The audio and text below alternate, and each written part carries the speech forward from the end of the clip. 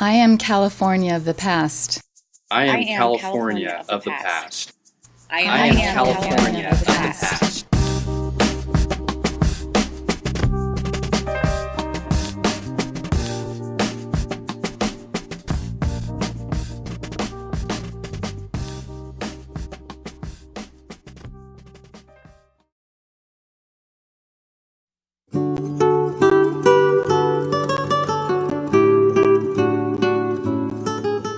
My father is from Hawaii, Honolulu, and my mother was from Hiroshima, Japan.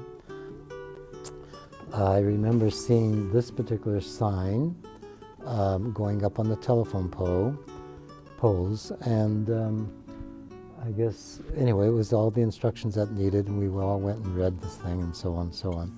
We were moved to Tule Lake. We then had to move from there because Tule Lake became the holding ground for the No-No boys. They then shipped us to Topaz, Utah, and that was 16 miles from Delta, the little town. And we, of course, fell into the regular thing. I mean, because we all had one room, and to try to have 6 of us into the room, my father, I don't know where he learned it, but he became quite a carpenter using scrap wood and fabric sheets, and made screens, because this much of it was our so-called living room. There's a potbelly stove. There's one potbelly stove in every room. The end unit was small, and that was for a single person, but families got the larger one, which is, I would say, it's like today's living room that might be larger than the normal living room, but we had the screen and then the 6 beds lined up. Wintertime was just miserable because of the barracks. Looked like army barracks, but this was just a plank of wood and the tar paper, and the winters were just very fierce, and oftentimes we couldn't open the door because of the snow, and then the icicles hanging down. And of course, as kids, we all tried to contest who can find the longest one and who could lick on these things and make it short. We played all kinds of games like that. But my father was also one of those who did not like to stand in these long lines at the mess hall, so he woke us up early to march us over to the mess hall. And I don't know why, but they're all big holes, construction holes. And I remember and it's dark.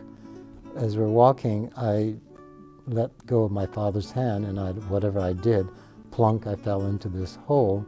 And luckily, the snow didn't go over my head, that I was able to yell at my father that I'm back here. And my father didn't even realize I wasn't with him, and I think that's the first time I saw my father kind of excited. So he ran back and pulled me out of that hole. So of course I was told, this is what you get for not hanging on.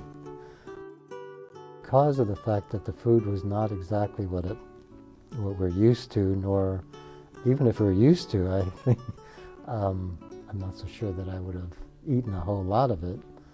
But I used to hold my tray and turn myself, no matter where my mother was, I would try to hide my tray because I would not eat so much of it. I'd throw it away.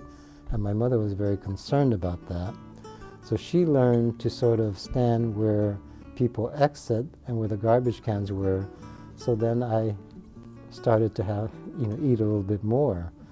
But one of the times too was the holiday. They said that we're going to have turkey or chicken or whatever it was. So all of us were looking forward to that.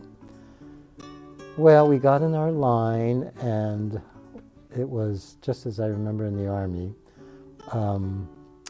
They gave us a pile of rice, and then he scooped this thing out, and it was gravy, and then poured it on top of the rice.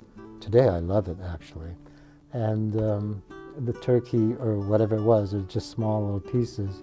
And I remember just, I was so disappointed because was something I was looking forward to. But you know, there are all kinds of little disappointments. So, but I think as an eight-year-old, you know, I was really looking forward to that. And so those are the little things that one remembers.